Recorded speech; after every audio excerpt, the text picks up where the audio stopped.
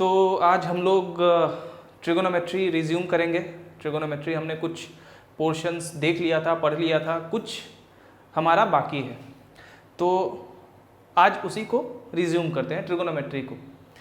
ठीक है, तो आज एक बहुत ही स्पेशल टॉपिक पढ़ने वाले हैं हम ट्रिगोनोमेट्री में, जो कि थोड़ा सा कॉन्सेप्चुअल होगा।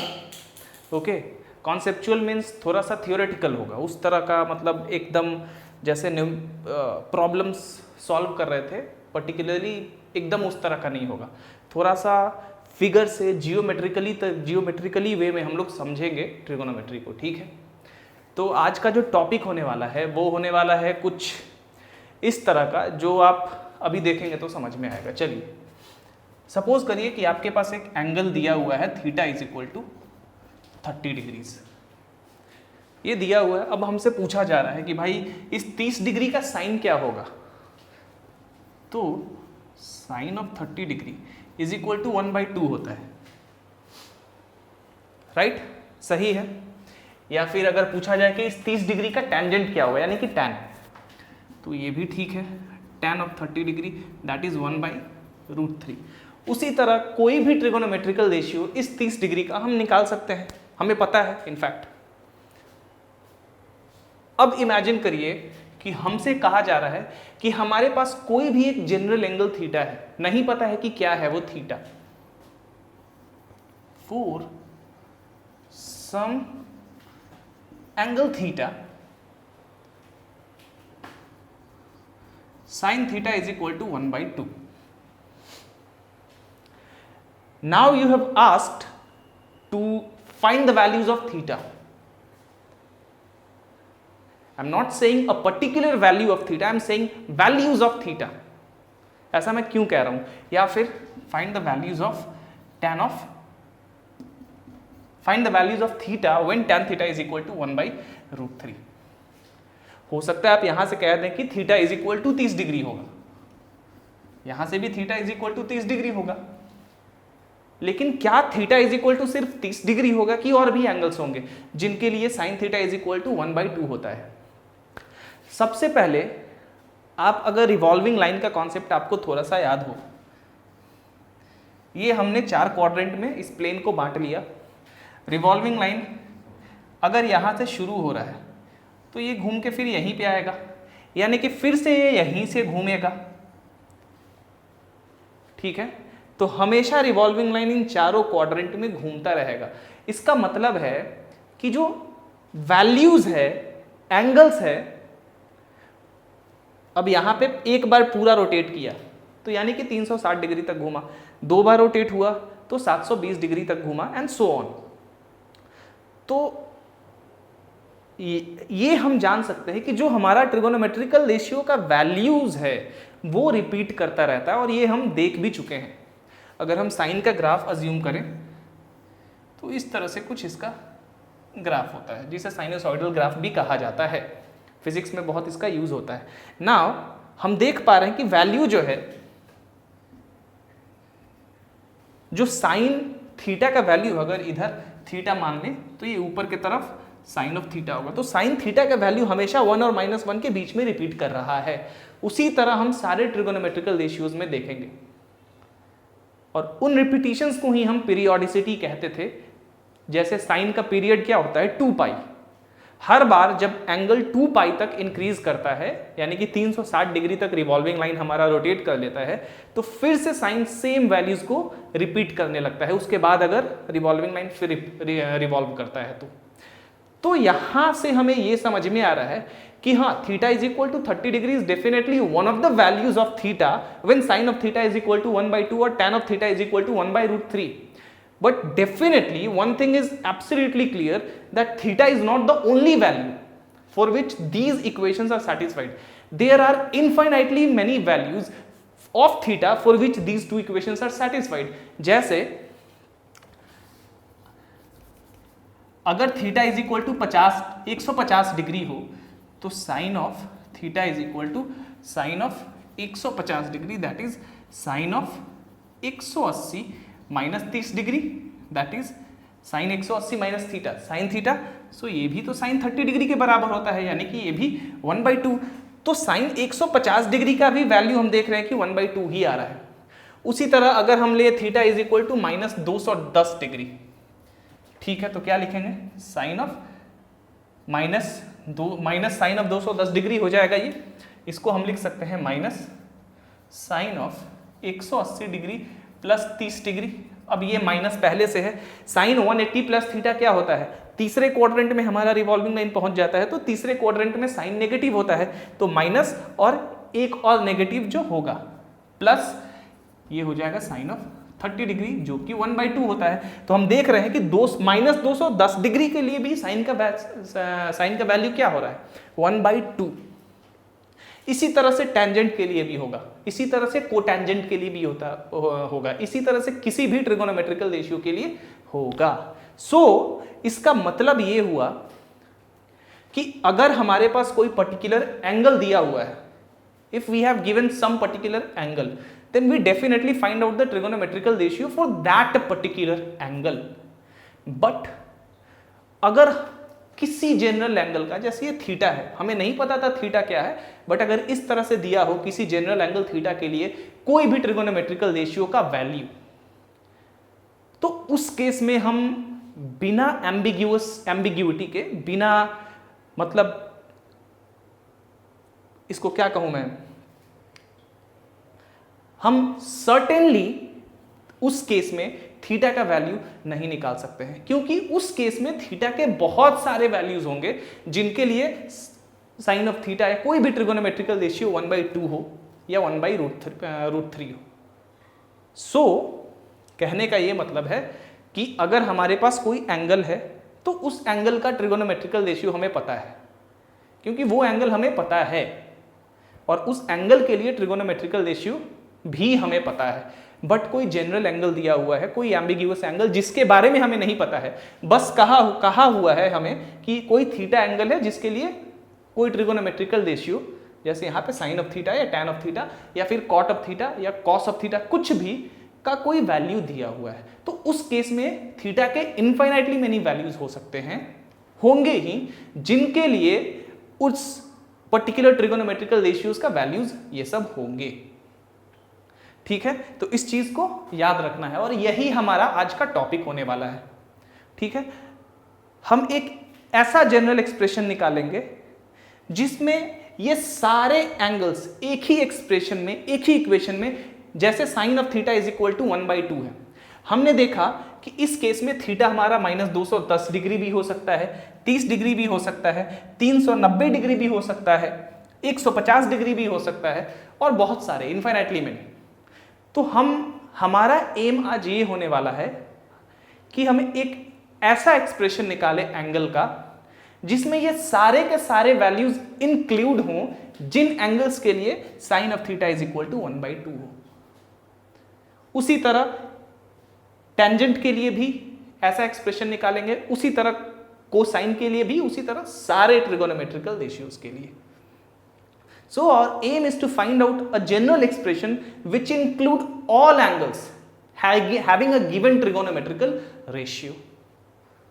ठीक है, चलिए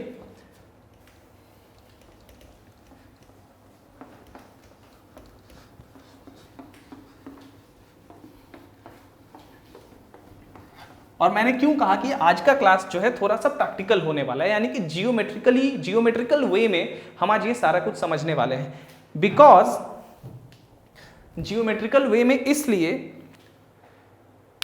अब नेक्स्ट क्लास में हम पढ़ने वाले हैं सम एंड डिफरेंस के लिए, जो सम एंड डिफरेंस का फॉर्मूला होता है ट्रिगोनोमेट्री में, वो सब कुछ हम देखने वाले हैं। वहां भी इन सारे जनरल एक्सप्रेशंस को हम बड़ी आसानी से निकाल सकते हैं, लेकिन आज की क्लास में हम देखेंगे, हमें दिखेगा, पर्टिकुलरली दिखेगा कि क्यों वो जनरल एक्सप्रेशंस आते हैं। ठीक है, तो this is the main M of doing this class right now. चलिए, तो ये तो हमने देख लिया। तो हमने अभी तक क्या समझा आज के क्लास में कि if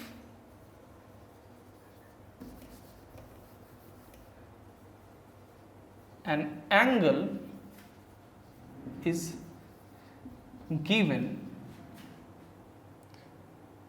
then we can easily find out its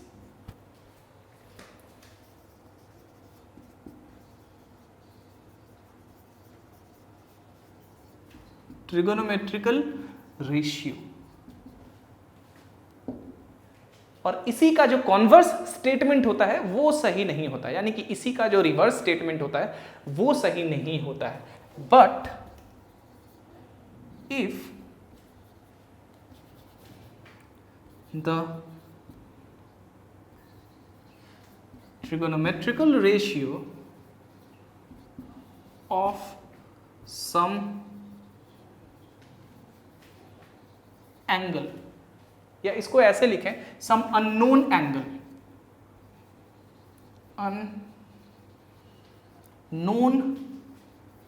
angle is given, then we cannot find out the angles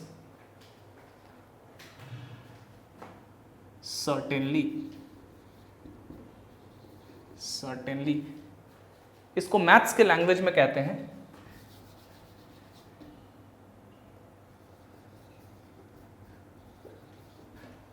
we cannot find out the angles without ambiguity। Ambiguous या एम्बिग्यूटी का मतलब ये होता है कि हम सर्टेन नहीं है उस चीज के बारे में, हम सर्टेन नहीं है कि वो एंगल कौन सा होगा। और वो क्यों होता है? क्योंकि बहुत सारे इनफाइनाइटली मेनी वैसे एंगल्स होते हैं। Because there are infinitely many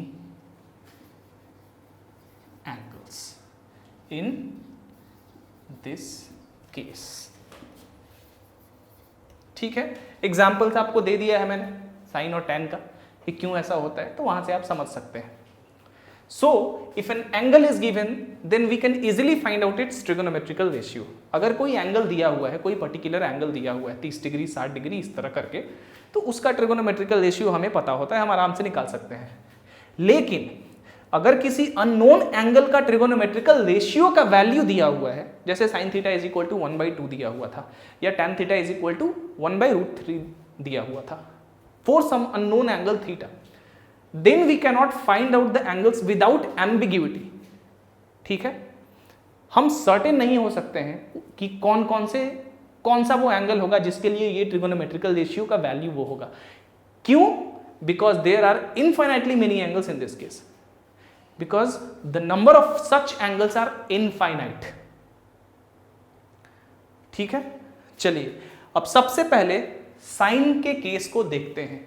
एक ऐसा जनरल एक्सप्रेशन निकालते हैं जिसमें वो सारे एंगल्स इंक्लूड होंगे जिसका साइन का एक गिवन वैल्यू होगा।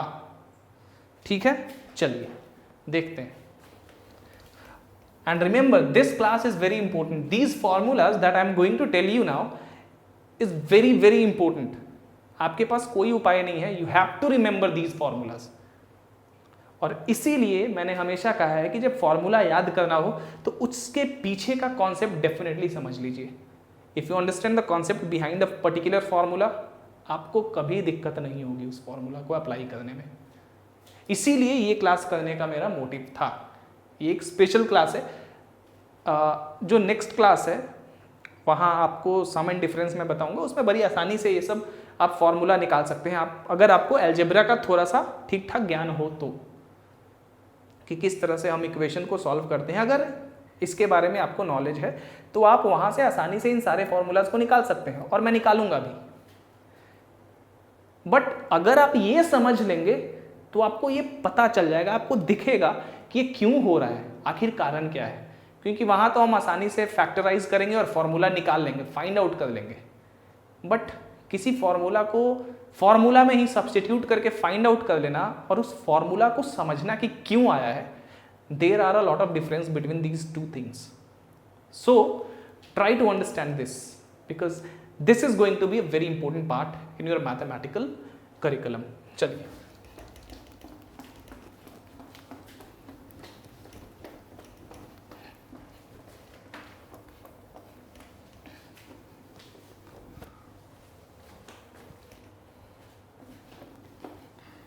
ये क्लास जैसे जैसे आगे जाएगा आपको इंटरेस्ट आता जाएगा इसमें, रिलैक्स, क्योंकि ये वाला क्लास काफ़ी इंटरेस्टिंग है. ऐसा कुछ नहीं है इसमें जो आपको समझ में नहीं आए.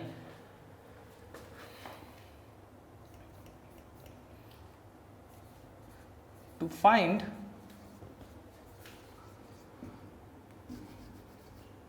ए जनरल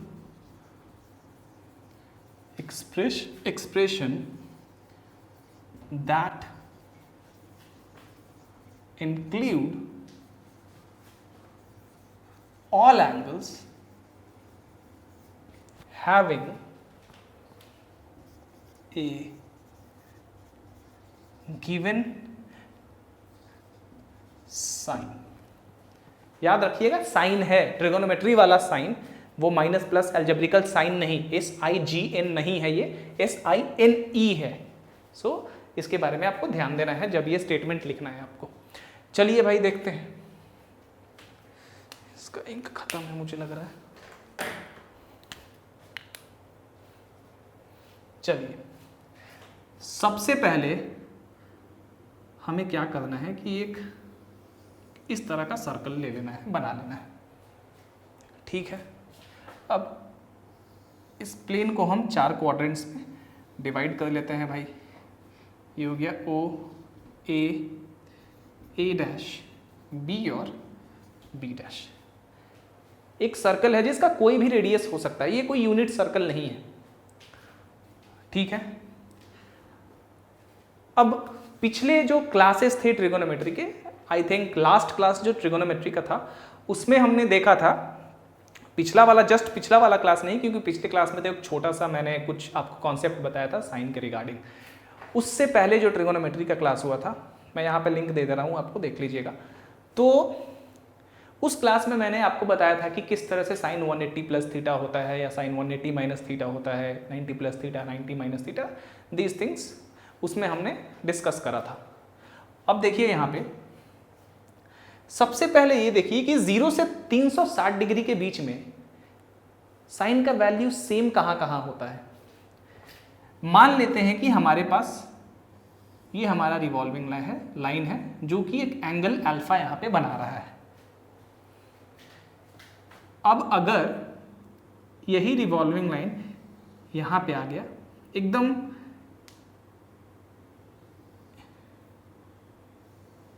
ये PM हमने परपेंडिकुलर ड्रॉ किया OA पे, और इस MO को प्रोड्यूस करके हम M डैश तक ले आ रहे हैं. इस तरह से ले आ रहे हैं कि OM is equal to OM dash है. इसको मान लेते हैं P डैश है. ये भी यही रिवॉल्विंग लाइन है, बस इसको रिप्रेजेंट करा है कि ये सेकेंड क्वाड्रेंट में है. तो एंगल AOP डैश कितना होगा, पाई minus alpha. Angle AOP dash. अब ये ट्रायंगल और ये ट्रायंगल तो भाई इक्वल है, इसमें कोई हमारा ये नहीं है, ये साफ साफ दिख रहा है कि दोनों ट्रायंगल कॉन्ग्रुएंट है. क्यों कॉन्ग्रुएंट है भाई, देखिए ये और ये बराबर है, ये हाइपोटेनस बराबर है, और ये एंगल राइट एंगल है. तो ये और ये ट्रायंगल क्या है, कॉन्ग्रुएंट है, इक्वल है. इक्वल है तो ये जो एंगल है और ये जो एंगल है बराबर होगा. तो एंगल AOP डैश हमारा पाई माइनस अल्फा होने वाला है. और हमें पता है कि sine of pi minus alpha is equal to sine alpha. ये होता है sine 180 degree minus theta is equal to sine theta होता है. इसमें कोई बहुत बड़ी चीज है नहीं, हमने देखा है, प्रूफ भी करा है. अब चलिए मान लेते हैं कि अल्फा एक ऐसा एंगल है जिसका साइन हमें पता है. मतलब अल्फा कोई न्यूमेरिकल क्वांटिटी है, कोई न्यूमेरिकल एंगल है, एक सर्टेन एंगल है जिसका साइन हमें पता है। हो सकता है अल्फा 30 डिग्री हो, 45 डिग्री हो, 50 डिग्री हो, बट ये हमें पता है कि अल्फा क्या है। तो मान लेते हैं कि alpha is the angle having the given sine. Let alpha be the angle having the given sine. ठीक है, अल्फा एक ऐसा एंगल है जिसका साइन दिया हुआ है, जिसका साइन गिवन है, तो अल्फा सर्टेन है। चलिए भाई, अगर ये हमारा रिवॉल्विंग लाइन ओपी पे हो या फिर ओपी डैश पे हो और कहीं भी नहीं हो, ये जो रिवॉल्विंग लाइन है बस यहां से घूमा, या तो यहां पे आके यहीं पे रुक गया है, नहीं तो फिर यहां पे जाके यहीं पे रुक गया है, तो जो इस एंगल का साइन होगा वही एंगल AOP डैश इसका भी साइन होगा, क्योंकि यहां से हम देख पा रहे हैं कि दोनों का साइन बराबर है। तो इस केस में तो चूंकि हमें एंगल पता है तो हमें साइन भी पता है, लेकिन अब हमें यह समझना है कि हमें ये नहीं पता है कि OP अगर यहां पे है तो ये जस्ट यहां से आके यहां पे है, या फिर ये पूरा एक बार रिवॉल्व कंप्लीट करने के बाद यहां पे आया है, या 2 बार रिवॉल्व करने के बाद आया है, पॉजिटिव या नेगेटिव डायरेक्शन में कंप्लीटली रिवॉल्व कर रहा है उसके बाद यहां आया है, ये हमें नहीं पता है। बस हमें इतना पता है कि रिवॉल्विंग लाइन यहां पे है। हो सकता है कि एक बार कंप्लीट रिवॉल्यूशन किया हो ये नेगेटिव या पॉजिटिव डायरेक्शन में, यानी कि नेगेटिव डायरेक्शन यानी कि क्लॉकवाइज और पॉजिटिव डायरेक्शन यानी कि एंटी क्लॉकवाइज। तो या तो इस डायरेक्शन में या तो इस डायरेक्शन में ये पूरी तरह से रिवॉल्व किया हो। ये हमारा OA इनिशियल लाइन है, ये रिवॉल्विंग लाइन यहीं से रिवॉल्व करना शुरू करता है, या तो पॉजिटिव या तो नेगेटिव, बट यहीं से करता है because OA is our initial line. तो हो सकता है कि ये पूरी तरह से एक बार कंप्लीटली घूम गया हो नेगेटिव या पॉजिटिव डायरेक्शन में, या 2 बार कंप्लीटली घूमा हो, या 3 बार घुमा हो, और उसके बाद इसने ये एंगल अल्फा बनाया हो। फिर से अगर यहां पे रिवॉल्विंग लाइन है तो यही केस यहां भी हो सकता है। हो सकता है कि एक बार घुमा हो नेगेटिव या पॉजिटिव डायरेक्शन में कंप्लीटली, 2 बार घुमा हो, 3 बार या कितने बार भी घुमा हो, और उसके बाद यहां पे आके रुका हो, यानी कि उसके बाद alpha minus pi minus alpha angle बना रहा हो। तो इस केस में जब OP पे होगा, when at OP the revolving line traced an angle, कितना एंगल ट्रेस करेगा? सबसे पहले मान लेते हैं कि एक बार पूरा पॉजिटिव डायरेक्शन में घूमा। जब यहां से रिवॉल्विंग लाइन चल के पॉजिटिव डायरेक्शन में एक बार घूमेगा तो कितना एंगल बनाएगा? 2 पाई। अगर नेगेटिव में घूमेगा तो कितना एंगल बनाएगा? -2 पाई। अगर 2 बार पॉजिटिव में या नेगेटिव में घूमेगा तो, अगर पॉजिटिव में घूमेगा तो 2 × 2 पाई, अगर नेगेटिव में घूमेगा तो -2 × 2 पाई। यहाँ पे 4 पाई, यहाँ पे -4 पाई। उसी तरह अगर n टाइम्स नेगेटिव या पॉजिटिव में घूमे तो, जहाँ की n कोई इंटीजर है पॉजिटिव या नेगेटिव इंक्लूडिंग 0, तो अगर n टाइम ये पॉजिटिव या नेगेटिव में घूमे तो एंगल कितना बनाएगा? 2n पाई, जहाँ की n कोई पॉजिटिव या नेगेटिव इंटीजर हो सकता है इंक्लूडिंग 0। तो जब यहां पे रिवॉल्विंग लाइन आया तो हो सकता है कंप्लीटली एक होल नंबर ऑफ टाइम्स यानी कि integer number of times completely revolve पहले करा हो, यानी कि यहां से OA से स्टार्ट होके OA पे ही घूम के आया हो पॉजिटिव डायरेक्शन में या नेगेटिव डायरेक्शन में, और उसके बाद अल्फा एंगल बनाया हो। तो हमारा जो एंगल होगा इस केस में कितना क्रिएट होगा? 2r पाई प्लस अल्फा, क्योंकि ये प्लस साइड में है, पॉजिटिव साइड में है, तो 2r पाई प्लस अल्फा, जहां की where r is equal to 0 +-1 +-2 and so on 0, और कोई भी पॉजिटिव और नेगेटिव इंटीजर। ठीक है, इस केस में तो हमने अपना काम कर दिया। उसके बाद अगर OP डैश पे हो, when at OP dash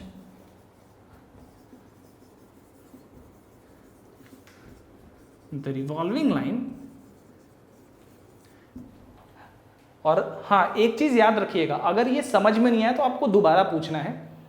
ये समझ में मुझे नहीं लग रहा है कि नहीं आएगा, बट नहीं आए, ऐसा नहीं कह रहा हूं कि सब मेरे जैसे ही है कि समझ लेंगे या मैं सब कुछ समझ लूंगा या कुछ वैसा, बट अगर कुछ नहीं समझ में आए तो डेफिनेटली आप पूछ सकते हैं, ठीक है। और ये सारे के सारे फॉर्मूला जो मैं अभी बताने जा रहा हूँ, मैंने जैसा पहले कहा, ये सारे के सारे फॉर्मूलाज मैं नेक्स्ट क्लास में जब सम एंड डिफरेंस का फॉर्मूलाज बताऊंगा वहां भी हम करेंगे, ठीक है। तो ज़्यादा आपको ये नहीं लेना है कि यहाँ पे नहीं समझ में आया, वहाँ तो डेफिनेटली आएगा, लेकिन इसको समझने से आपको पता चलेगा कि क्यों आ रहा है, why, what is the reason behind it. चलिए, so when at OP dash the revolving line traced out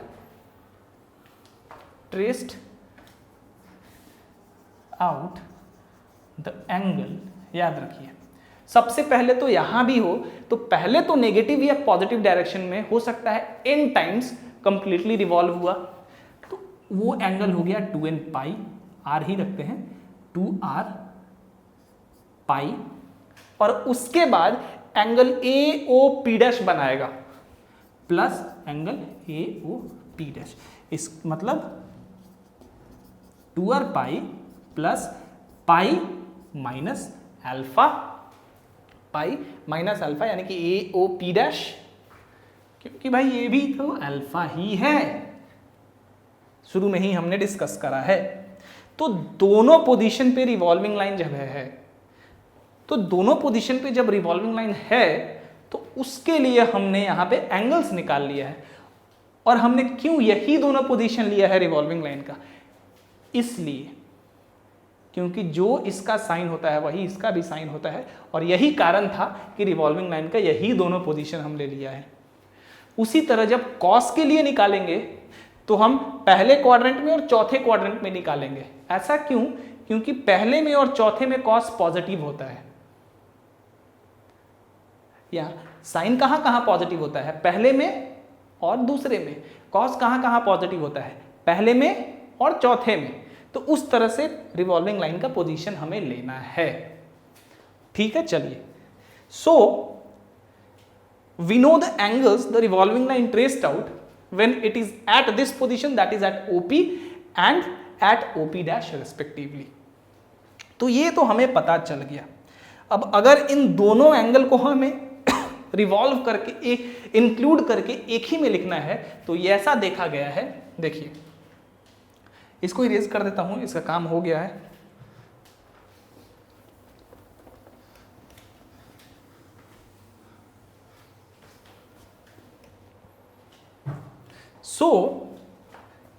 इसको मान लेते हैं नंबर 1, इसको नंबर 2। अब इसका क्या मतलब है भाई, अब अगर रिवॉल्विंग लाइन यहां पे है तो इसका साइन तो भाई सेम रहेगा, चेंज नहीं करेगा। अगर यहां तक अल्फा है तो जो साइन अल्फा का वैल्यू होगा वही तो sine 2r pi plus alpha का वैल्यू होगा। क्यों? क्योंकि the position of the revolving line is unchanged and we have already discussed about it, right. तो इसमें वो सारे एंगल्स इंक्लूड हो गए जिन एंगल्स के लिए रिवॉल्विंग लाइन का पोजीशन ये होगा और साइन का वैल्यू, साइन अल्फा का जो वैल्यू है उसके बराबर होगा। उसी तरह इस एंगल में वो सारे एंगल्स इंक्लूड हो गए जिनके लिए साइन का वैल्यू सेम होगा, और वही होगा जो साइन पाई माइनस अल्फा का होगा या साइन अल्फा का होगा, क्योंकि sine pi minus alpha is basically equal to sine alpha. तो हम देख रहे हैं कि इसमें सारे एंगल्स इंक्लूड होंगे इन दोनों पोजीशंस के लिए, साइन के लिए। बट मैंने कहा था कि we have to find one general expression which includes all the required angles. यहां तो दो एक्सप्रेशन आ गए, लेकिन इनको एक साथ लिखा जा सकता है। कैसे, देखते हैं।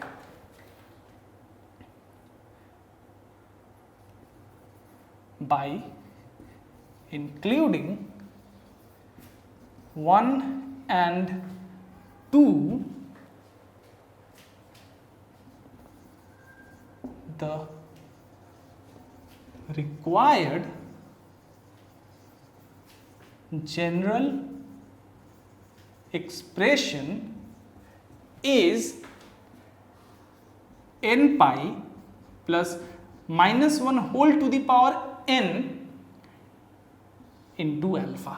अब आपको लगेगा कि ऐसा क्यों, ये तो इन दोनों से मेल ही नहीं खा रहा, ये दोनों एंगल कहाँ हैं और ये एंगल कहाँ है, ये क्या हुआ? कुछ नहीं हुआ। यहां भी n क्या है, n is equal to 0 plus -1 plus -2 and so on, और यहां भी r जो है इंटीजर ही है, यही है 0 plus -1 plus -2 and so on. तो अब देखिए, अब आपको लग रहा होगा कि ये दोनों एंगल्स इसमें कहाँ दिख रहा है मुझे, इसमें ना कहीं r है ना कुछ है, कुछ दिख नहीं रहा है। बट देखिए कैसे दिखेगा, इरेज कर दूं इसको। चलिए, इसके बाद मैं ये सब कुछ लिख रहा हूं, ठीक है? तो यहां इसके बाद आपको इस तरह से कंटिन्यू रखना है।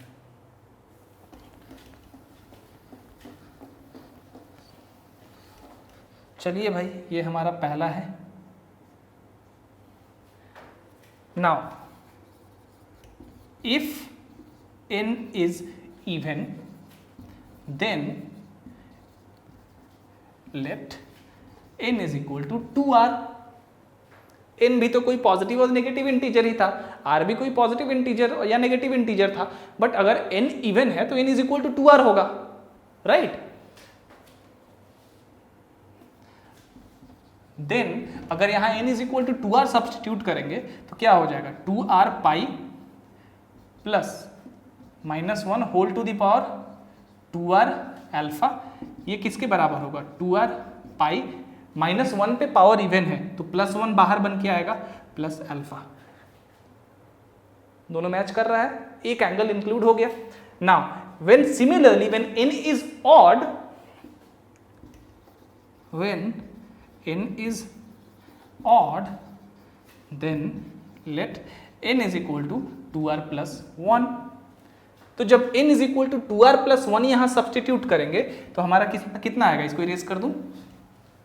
जब n is equal to 2r plus 1 substitute करेंगे तो कितना आएगा, देखिए 2r, ओहो इसका भी इंक खत्म है,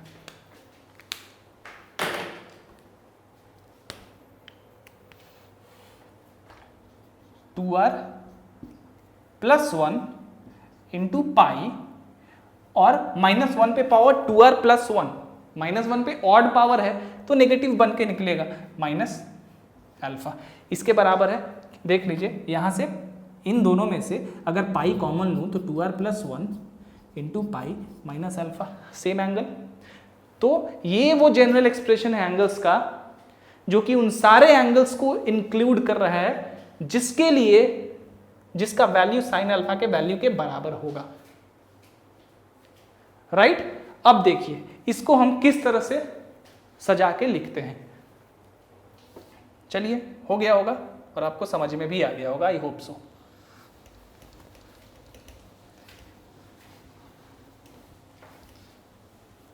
सो अल्फा तो वो एंगल है जिसका साइन गिवन दिया हुआ है। Thus, if for some angle theta, theta एक अननोन एंगल है, sine of theta is equal to sine of alpha है। अल्फा एक नोन एंगल है जिसका साइन हमें पता होगा डेफिनेटली, तो then theta is equal to n pi plus -1 whole to the power n into alpha. ठीक है, ये थीटा में वो सारे एंगल्स इंक्लूड हैं जिसके लिए साइन थीटा का वैल्यू साइन अल्फा के वैल्यू के बराबर होगा। मान लेते हैं साइन अल्फा हमारा। अब चलिए इसका एक प्रैक्टिकल एग्जांपल देखते हैं। Suppose now find a general expression. एक प्रॉब्लम देखते हैं, एक छोटा सा प्रॉब्लम देखते हैं। Find A general expression for all angles for which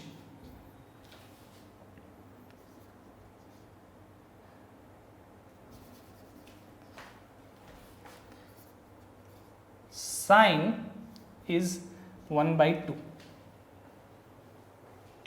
एक ऐसा जनरल एक्सप्रेशन निकालिए जिसके लिए साइन 1/2 होगा, जिनके लिए साइन 1/2 होगा। अब याद रखिए थोड़ा अल्फा के बारे में, ये जो अल्फा है इसके बारे में समझते हैं। प्रॉब्लम में आपको अल्फा किस तरह से लेना है, देखिए जनरली अल्फा जो है वो एंगल आपको लेना है जो कि कंडीशन को सेटिस्फाई करे और लीस्ट पॉजिटिव एंगल हो। मतलब इसका क्या हुआ देखिए, अब हमें निकालना है जनरल एक्सप्रेशन उन सारे एंगल्स का जिनके लिए साइन 1/2 हो। साइन 1/2 मान लेते हैं थीटा हमारा वो सारे एंगल्स को इंक्लूड कर रहा है, तो sine theta is equal to 1/2 दिया हुआ है, यही तो है ना। अब हमें थीटा के वो सारे वैल्यूज निकालने हैं जिनके लिए साइन 1/2 होगा। तो सबसे पहले अल्फा देख लेते हैं कितना होगा। अल्फा यहाँ पे तो हमें साफ साफ पता चल रहा है कि π/6 होगा, यानी कि 30 डिग्री। साइन 30 1/2 होगा।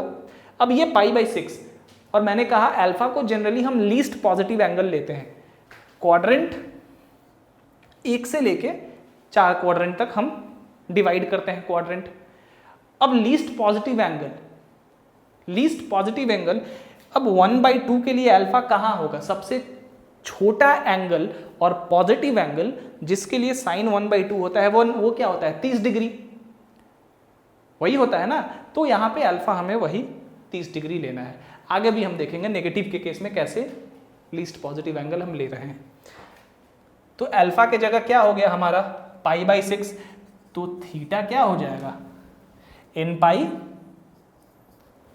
ठीक है, plus -1 whole to the power n, और अल्फा की जगह π/6। सो ये सारे एंगल्स हमारे इंक्लूड हो गए इसमें जिसके लिए साइन ऑफ थीटा 1/2 हो। ठीक है, अब एक और एग्जांपल थोड़ा देखते हैं। क्या होगा अगर -1/2 होगा, अगर यहां पे -1/2 होगा, वो सारे एंगल्स निकालना है जिनके लिए साइन -1/2 है। तो भाई इस केस में क्या, यहां तो हमने बड़ी आसानी से निकाल लिया। और जो आपको मैंने कहा कि जो अल्फा होता है जनरली ये लीस्ट पॉजिटिव एंगल लिया जाता है, हर बार नहीं but generally most of the times. ठीक है, अभी प्रॉब्लम बनाएंगे आप तो आप समझ जाएंगे, मैं आपको बताऊंगा प्रॉब्लम्स अभी अगर टाइम रहा तो, या नेक्स्ट क्लास में तो डेफिनेटली, तो वहां पे आप समझ जाएंगे कि किस तरह से क्या कंडीशन होना चाहिए, कैसे लिया जाता है। चलिए, ये अब -1/2 है। साइन नेगेटिव कहाँ कहाँ होता है सबसे ध्यान में रखिए, 4 क्वाड्रेंट आपको याद रखना है 0 से 360 डिग्री तक। साइन नेगेटिव कहाँ कहाँ होता है, ऐड शुगर, पहले और दूसरे क्वाड्रेंट में तो भाई साइन पॉजिटिव होता है। ठीक है, साइन नेगेटिव होता है एक तो तीसरे में और चौथे में। तो डेफिनेटली जब रिवॉल्विंग लाइन घूमेगा तो लीस्ट एंगल तो हमारा भाई तीसरे क्वाड्रेंट में ही आएगा ना, क्योंकि चौथे क्वाड्रेंट में जब रिवॉल्विंग लाइन आएगा तो चौथे क्वाड्रेंट में तो और ज्यादा एंगल क्रिएट करना होगा। तो लीस्ट पॉजिटिव एंगल कैसे निकालेंगे, लीस्ट पॉजिटिव एंगल जिसके लिए साइन का वैल्यू -1/2 होता है। बस आपको इस केस में 0 से 360 डिग्री तक कंसीडर करना है। तो 0 से लीस्ट पॉजिटिव एंगल के लिए मैं कह रहा हूं कि 0 से 360 डिग्री तक कंसीडर करना है। चलिए भाई, सबसे पहले इस नेगेटिव वैल्यू को भूल जाइए, सिर्फ 1/2 याद रखिए। साइन 1/2 के लिए क्या वैल्यू होता है, 30 डिग्री होता है। अब यहीं से हम -1/2 को देखेंगे। अब भाई साइन 1/2 जो होता है वो 30 डिग्री पे साइन का वैल्यू होता है। Sine 30 degree is equal to 1/2, right. But तीसरे क्वाड्रेंट में हम कब पहुंचेंगे, अगर साइन 180 प्लस थीटा हो तो ये क्या होता है, माइनस साइन थीटा होता है ना। तो अगर साइन 180 डिग्री थीटा की जगह 30 डिग्री कर दूं तो माइनस साइन 30 डिग्री यानी कि -1/2। तो हमारा लीस्ट पॉजिटिव एंगल क्या आया 180 + 30। ये हमारा लीस्ट पॉजिटिव एंगल नहीं है, याद रखिएगा, ये हमारा लीस्ट पॉजिटिव एंगल है। ये तो दिखाया मैंने कि sin 180 + 30 = -sin 30 होता है। sin 30 का वैल्यू होता है 1/2 और एक माइनस लगा हुआ है तो -1/2। तो लीस्ट पॉजिटिव एंगल जिसके लिए sin -1/2 होता है वो होता है 180 + 30 यानी कि 210 डिग्री। 210 डिग्री 210 डिग्री को अगर हम रेडियन में कन्वर्ट करें तो π/180 से मल्टीप्लाई कर देंगे, 7 6 7 π/6। तो 7 π/6 is the least value of the angle between 0 to 360 degrees for which sin is -1/2। तो यहां पे लिख सकते हैं sin of 7 π/6। अब क्या हो जाएगा, theta is equal to n π + -1 whole to the power n into 7 π/6 हो गया। ये थीटा उन सारे एंगल्स को इंक्लूड कर रहा है जिसके लिए sin -1/2 होगा। तो आपने देखा कि किस तरह से एक जनरल एक्सप्रेशन हमारा आया जिसमें सारे के सारे एंगल्स इंक्लूड हैं जिनका साइन कोई पर्टिकुलर गिवन वैल्यू दिया हुआ है। So this is the general expression in case of sine. अब चलिए हम आगे बढ़ते हैं कोसाइन के केस में। इसी तरह ये समझ गए, सब इसी तरह आपको बनाते जाना है, कुछ नहीं करना है।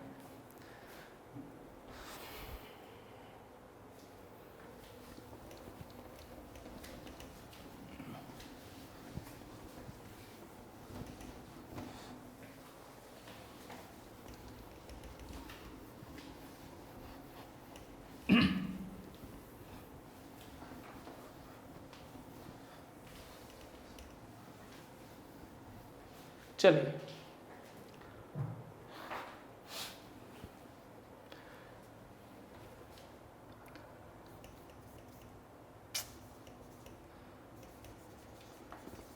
to find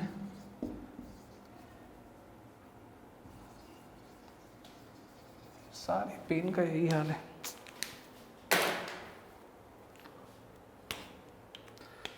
To find the general expression, थोड़ी देर में ये भी लग रहा खत्म हो जाएगा। To find the general expression that include all angles having a given cosine। देख लूँ मेमोरी तो है, नहीं तो पता चला कि ये भी बंद हो गया, अभी तो चल रहा है। चलिए, to find the general expression that include all angles having a given cosine. चलिए यहां वहां पे साइन के लिए निकाला था, यहां पे कोसाइन के लिए। अब सबसे पहले तो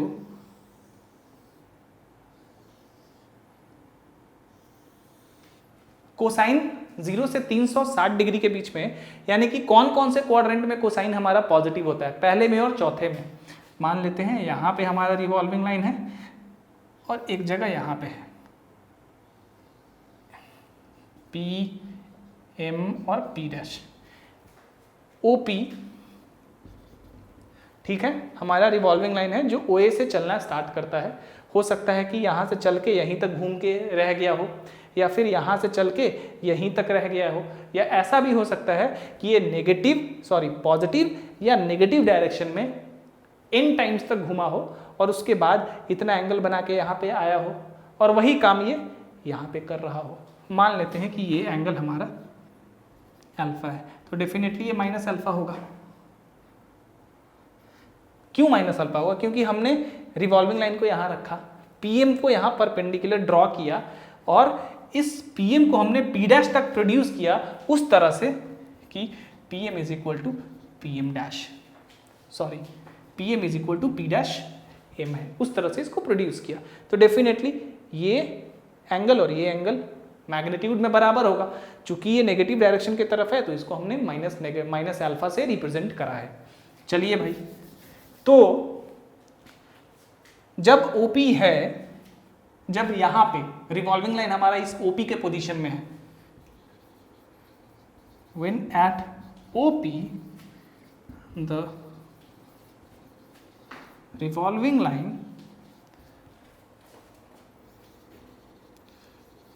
traced out the angle, sorry आज मैं पता नहीं इंक सारे पेन में इंक लग रहा खत्म है, revolving line traced out the angle. अब चलिए ओपी के पास जब रिवॉल्विंग लाइन है तो ये कितना एंगल क्रिएट करेगा देखते हैं भाई। हो सकता है कि पॉजिटिव डायरेक्शन में n टाइम्स तक कंप्लीट रिवॉल्यूशन किया हो और उसके बाद यहाँ तक बनाया हो, ठीक है।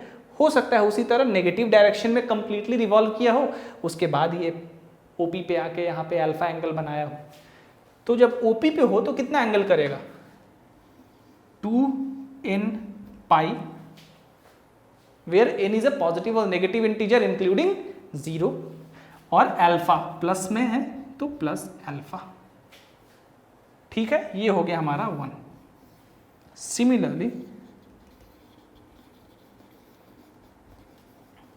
when at OP dash, when at OP dash कितना एंगल क्रिएट करेगा revolving line,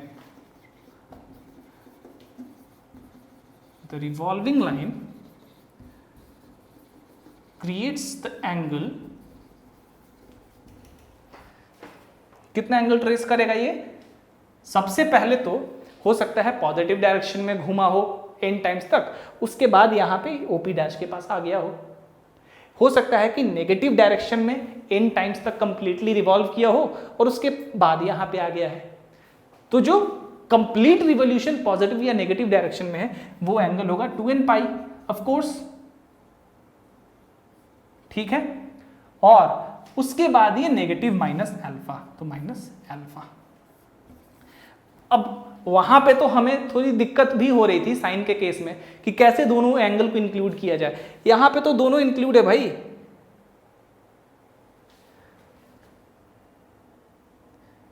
from including 1 and 2 we get 2n pi plus minus alpha where n is equal to 0 plus minus 1 plus minus 2 and so on, ठीक है। तो ये जो angle है देखिए, alpha हमारा वो एंगल है जिसका कोसाइन हमें पता है, गिवन है, जैसा कि साइन के केस में था। सो साइन में हमने शुरू में क्या लिखा था, let alpha be any angle whose sine is given. Here let alpha be any angle or let alpha be the angle whose cosine is given, ये लिख लेना है शुरू में। चलिए भाई, तो ये स्टेटमेंट, ये एक्सप्रेशन उन सारे एंगल्स को इंक्लूड कर रहा है जिसके लिए कोसाइन जो है कोसाइन ऑफ अल्फा के बराबर वैल्यू देगा। तो इसको हम कैसे लिख सकते हैं, therefore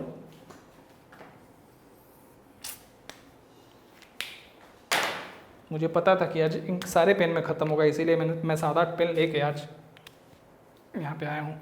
चलिए, therefore अब क्या हो जाएगा यहाँ पे, मान लेते हैं, इसलिए if theta be any unknown angle such that cos of theta is equal to, cosine निकाल रहे हैं तो cos of theta is equal to cos of alpha है। अल्फा नोन एंगल है जिसका कोसाइन हमें डेफिनेटली पता होगा। तो then theta is equal to क्या हो जाएगा हमारा 2n pi plus minus alpha. So this is the general expression for all angles having a given cosine, ठीक है। कर लीजिए, फिर एक दो प्रॉब्लम इससे भी कर लेते हैं छोटे छोटे।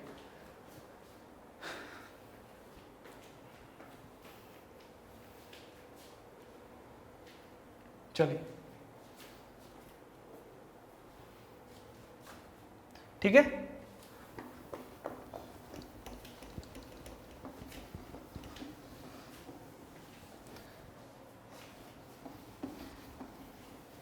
एक चीज और, साइन के केस में जो जनरल एक्सप्रेशन आया सेम जनरल एक्सप्रेशन कोसेकेंट के केस में भी होगा, यानी कि कॉसेक के केस में। दैट मीन्स अगर थीटा कोई अननोन एंगल है such that cosec of theta is equal to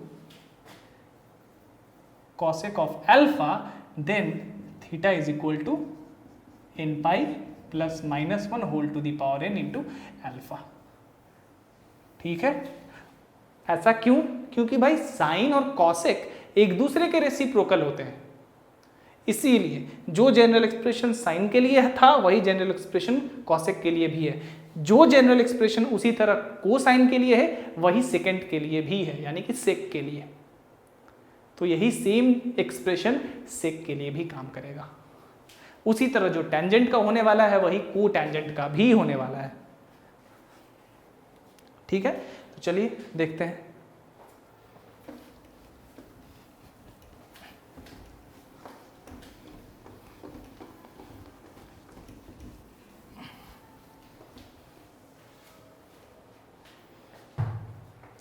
मान लेते हैं कि हमसे कहा जा रहा है कि find the general expression,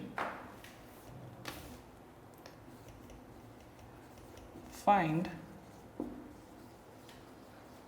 the general expression that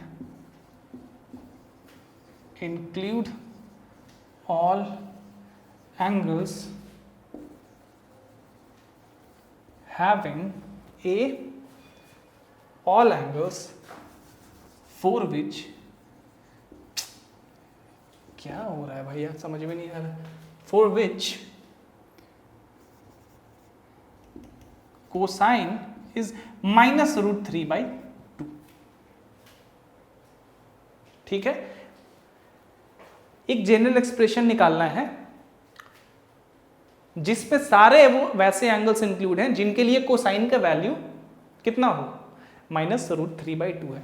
अब जैसा कि मैंने कहा जो अल्फा होता है उसको हम least positive value generally consider करते हैं। यहाँ भी वही काम करेंगे, जब भी इस तरह का जनरल एक्सप्रेशन निकले लिखने के लिए आएगा हमें काम वही करना है। देखिए मान लेते हैं थीटा हमारा एक अननोन एंगल है जिसके लिए अननोन एंगल है, remember it is not alpha, alpha तो नोन एंगल था बट ये थीटा है, ये एक अननोन एंगल है जिसके लिए कॉस ऑफ थीटा है हमारा -√3/2। Obviously theta have infinitely many values for which cos of theta is equal to -√3/2।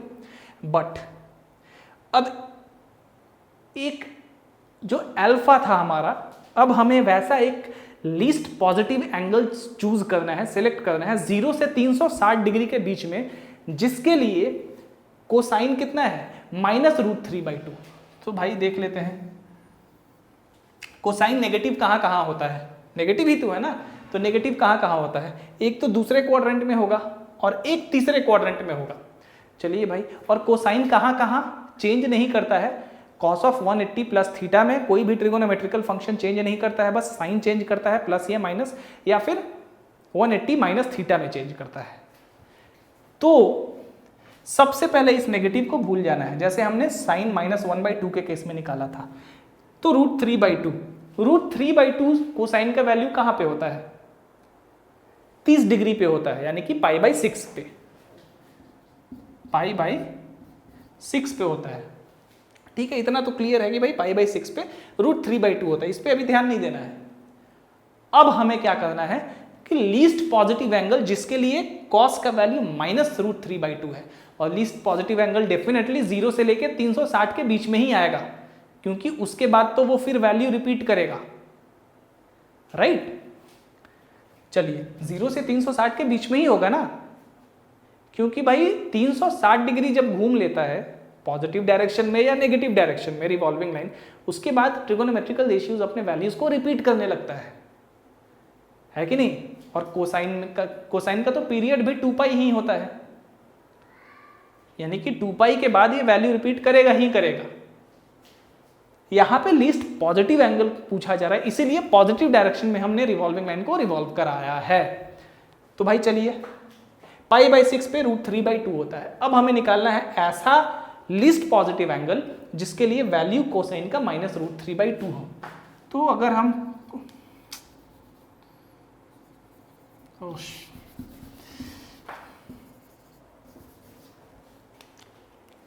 एक मिनट,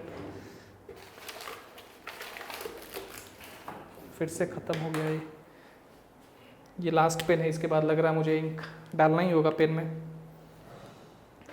चलिए, cos of theta is equal to -√3/2 है। तो लीस्ट पॉजिटिव एंगल जैसा मैंने कहा जिसके लिए कोसाइन का वैल्यू -√3/2 हो, तो π/6 पे तो हमारा √3/2 हो रहा था, तो cos पाई।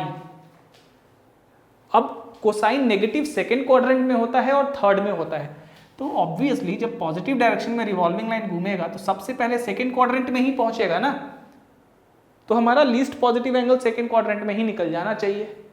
सेकेंड क्वाड्रेंट में कैसे हम ले आए, पाई माइनस π/6। याद करिए वो क्लास से, लिंक मैं फिर से दे रहा हूं यहाँ पे। किसी भी ट्रिगोनोमेट्रिकल रेशियो का 180 माइनस थीटा करते थे तो मैंने क्या बताया था कि आपको ये एज्यूम करना है कि 180 में से एक बहुत छोटा पार्ट घटाया जा रहा है, तो हमारा रिवॉल्विंग लाइन कहाँ बच गया, सेकेंड क्वाड्रेंट में। तो cos 180 माइनस π/6।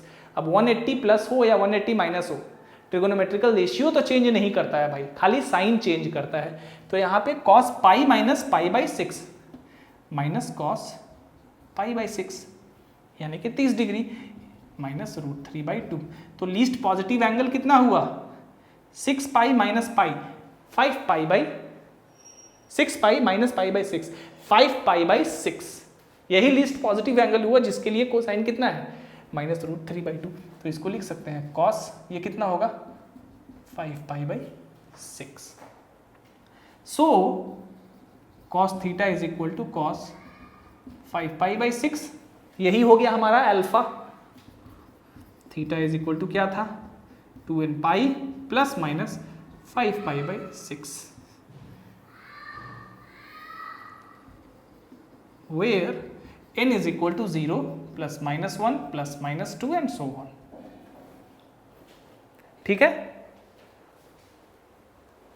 चलिए अब हम टेंजेंट का केस समझ लेते हैं। ये तो हो गया कोसाइन का, टेंजेंट निकाल लेते हैं, फिर इस क्लास को आज क्लोज कर देंगे। और थोड़ा बीच में मैं बिजी हो गया था कुछ कारण से, तो मैं क्लास नहीं ले पा रहा था, 3 दिन ऐसे करके लग जा रहे थे। अब रेगुलर क्लास होगा, ठीक है।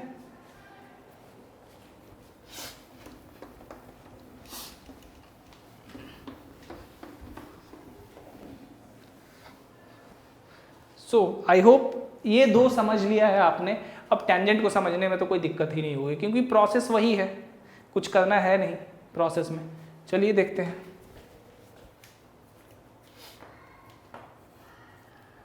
टू फाइंड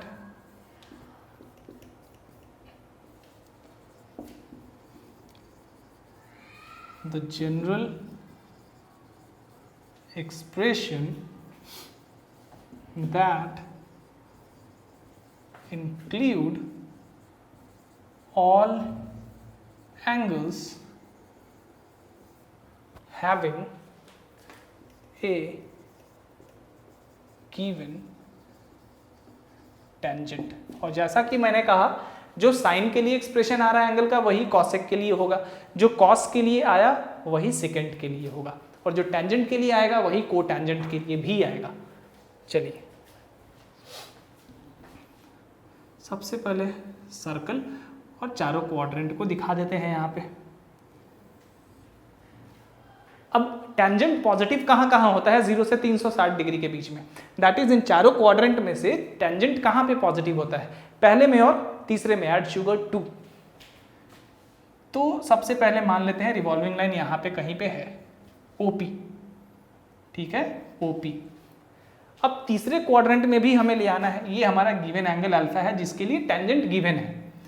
इसी को अगर हम प्रोड्यूस कर दें यहाँ पे, इसको P' रख दें और इसको अगर ड्रॉ करें परपेंडिकुलर यहाँ पे, और इसको भी ड्रॉ करें परपेंडिकुलर यहाँ पे, तो डेफिनेटली ये एंगल और ये एंगल तो बराबर होगा, वर्टिकली ऑपोजिट एंगल से भी बराबर होगा डेफिनेटली।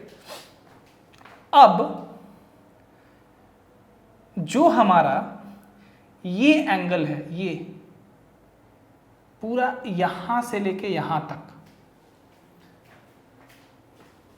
ध्यान दीजिए, ये जो एंगल है ये कितना होगा, अल्फा, ये वाला अल्फा यहां तक, और ये पूरा स्ट्रेट लाइन का एंगल यानी कि 180 degree pi. So angle AOP dash is equal to pi plus alpha. अब हमें पता है कि tan of alpha is equal to tan of pi plus alpha होता है, tan 180 degree plus alpha is equal to tan alpha होता है। ठीक है, तो ये हमारा फिगर कंप्लीट हो गया। चलिए सबसे पहले OP यहाँ पे है मान लेते हैं, तो उसी तरह कितना एंगल ट्रेस करेगा, 2n पाई नेगेटिव या पॉजिटिव डायरेक्शन में कंप्लीटली रिवॉल्व करेगा, उसके बाद ये पाई एंगल बनाएगा पॉजिटिव की तरफ, सॉरी ये अल्फा एंगल बनाएगा पॉजिटिव की तरफ, तो अल्फा जहाँ की n is equal to 0 plus minus 1 plus minus 2n so on है। नाउ ये हो गया एट OP। अब अगर OP डैश पे रहेगा तो रिवॉल्विंग लाइन कितना एंगल ट्रेस करेगा, नेगेटिव या पॉजिटिव डायरेक्शन में कितना, 2n पाई प्लस उसके बाद एंगल, उसके बाद एंगल AOP डैश यानी कि ये वाला एंगल कितना है हमारा, पाई प्लस अल्फा। इसी को हम लिख सकते हैं that is 2n plus 1 pi plus alpha. ये हो गया पहला, ये हो गया दूसरा। 1 and 2 is included in the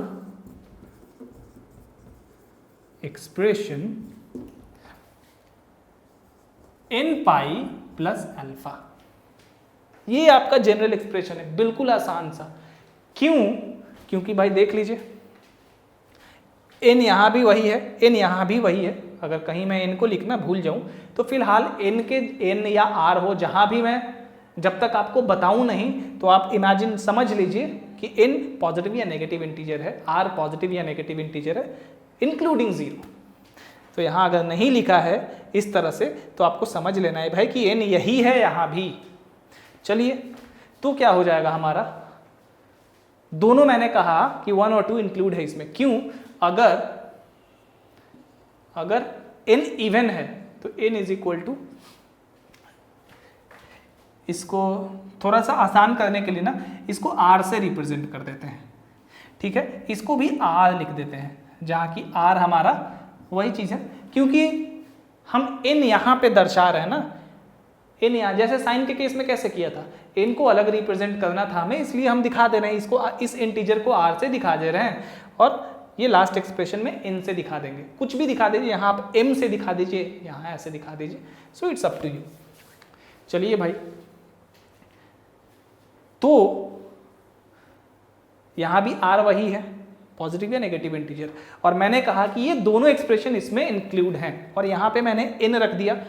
क्यों रखा? क्योंकि यहाँ मान लीजिए n इवन है तो इसको 2r कंसीडर कर सकते हैं, क्योंकि r भी तो भाई कोई पॉजिटिव इंटीजर ही है ना, इसलिए। तो जब n is equal to 2r substitute करेंगे तो ये एक्सप्रेशन क्या आ जाएगा, 2r पाई प्लस अल्फा। अगर n ऑड हो तो n is equal to 2r plus 1 substitute करेंगे यहाँ पे, फिर क्या आ जाएगा, देखिए यहाँ भी r कर देते हैं हम लोग, ठीक है। ये क्या आ जाएगा, इसमें सब्सटीट्यूट करेंगे तो क्या आ जाएगा, 2r प्लस 1 इंटू पाई प्लस अल्फा। ये जब मैंने इवन सब्सटीट्यूट किया तो पहले वाले की तरह आया, ऑड सब्सटीट्यूट किया तो दूसरे वाले की तरह आया। So this is the general expression of all the angles for which tangent is equal to tan of alpha. So इसको और अच्छे से लिख लेते हैं।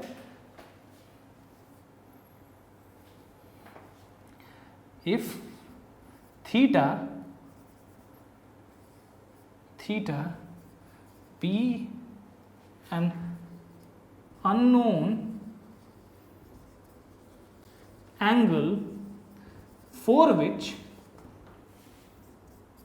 tangent of theta is equal to tangent of alpha, then theta is equal to n pi plus alpha,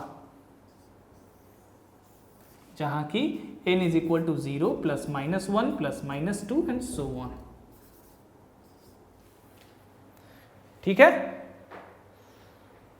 यहां भी लिख देता हूं where n is equal to 0 plus -1 plus -2 and so on.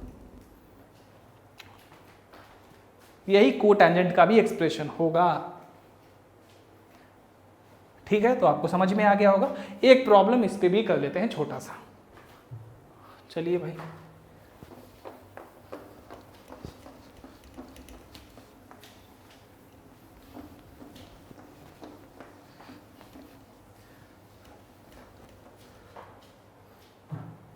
हमें कहा गया कि थीटा कोई ऐसा अननोन एंगल है जिसके लिए tan of theta is equal to 1/√3 है.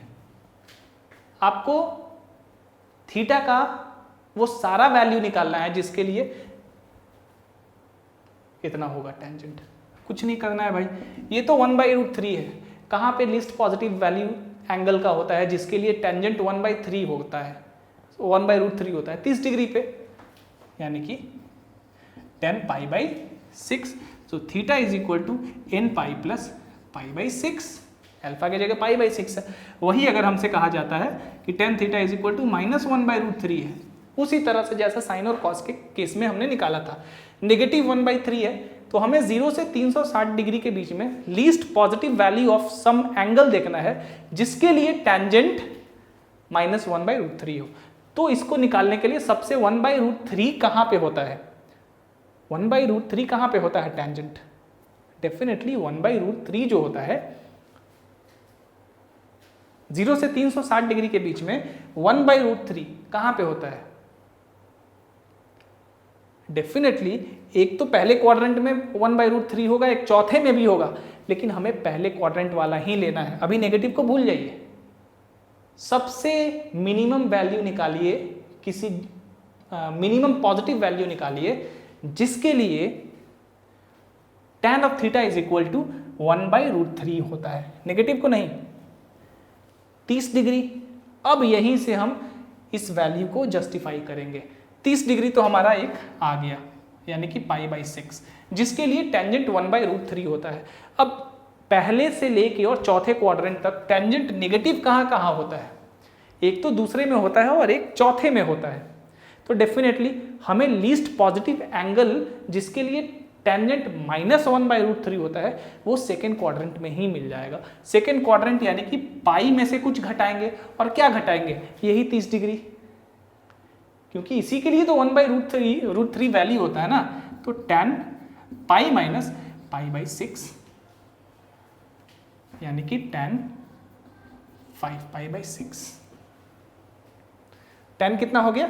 5π/6. tan 5π/6, क्योंकि tan 5π/6 के लिए वैल्यू कितना होगा? -1/√3, और ये लीस्ट पॉजिटिव वैल्यू है जिसके लिए ये हो रहा है. राइट? चलिए भाई, तो अल्फा के जगह कितना आ गया? 5π/6.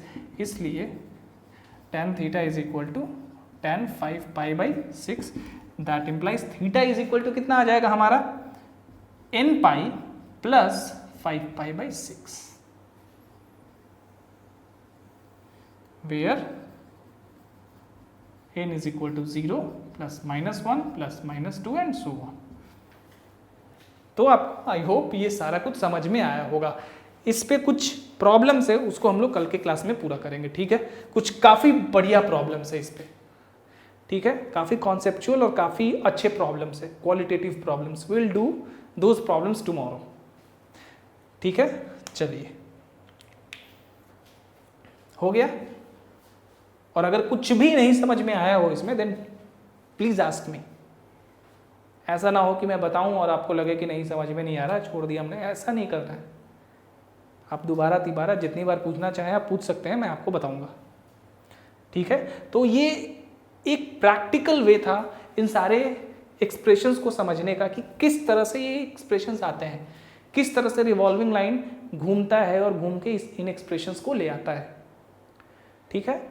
अब जब मैं आपको अगले क्लास में या उसके अगले क्लास में जब मैं इन्हीं फॉर्मूलाज को, इन्हीं एंगल्स को फॉर्मूला यूज करके प्रूव करूंगा, फिर आपको समझ में उस समय देखिएगा कितना अच्छा लगेगा, because you have already understand the basic concept, the main concept behind these formulas.